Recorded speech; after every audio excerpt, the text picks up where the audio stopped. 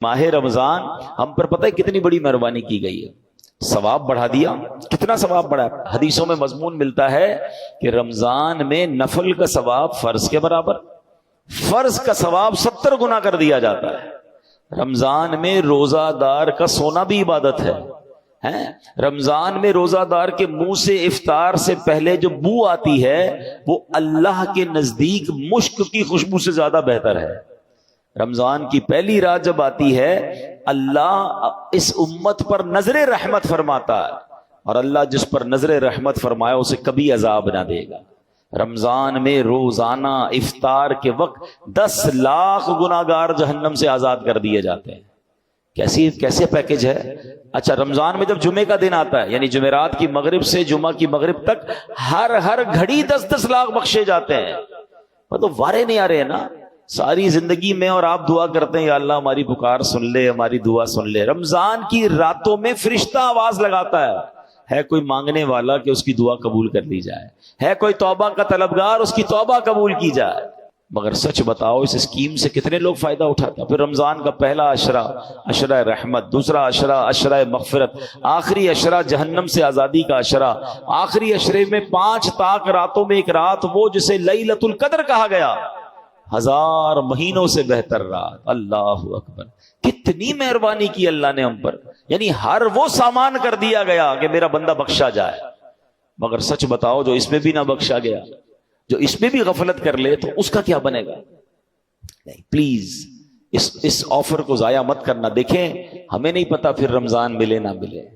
پچھلے سال کئی لوگ تھے جو ہمارے ساتھ تھے، اس سال نہیں ہے، کیا پتا اگلے سال ہم رمضان میں نہ ہوں، ہمارے بارے میں باتیں ہوں کہ یار ہمارے ساتھ تھا ہمارا بھائی، اب نہیں ہے۔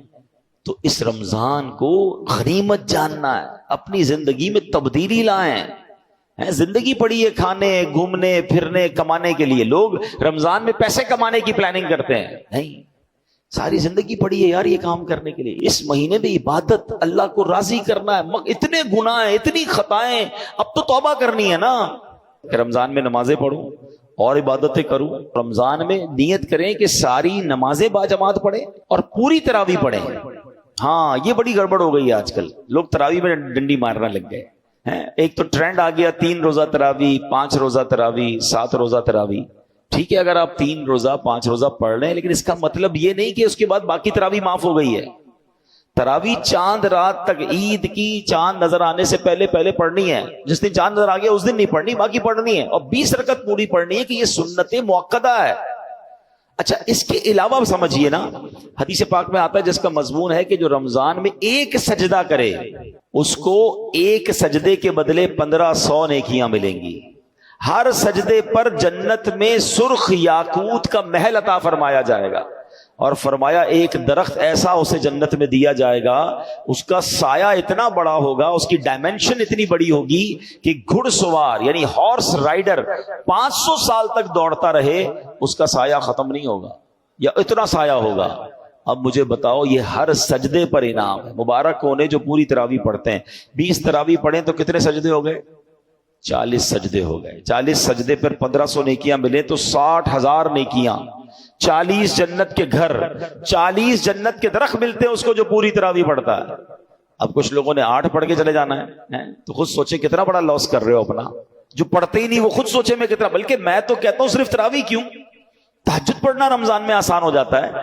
بندہ جو ہے وہ سحری میں تو اٹھتا ہی ہے، تو 2 رکعت تہجد پڑھ لے، 4 رکعت پڑھ لے، 12 رکعت تک پڑھی جا سکتی ہے۔ اللہ بس توفیق دے، ذہن مل جائے۔ اور سحری کے وقت دعا کرنا یہ خاص دعا کی قبولیت کا وقت ہے۔ اللہ کریم قرآن مجید میں کیا ارشاد فرماتا ہے؟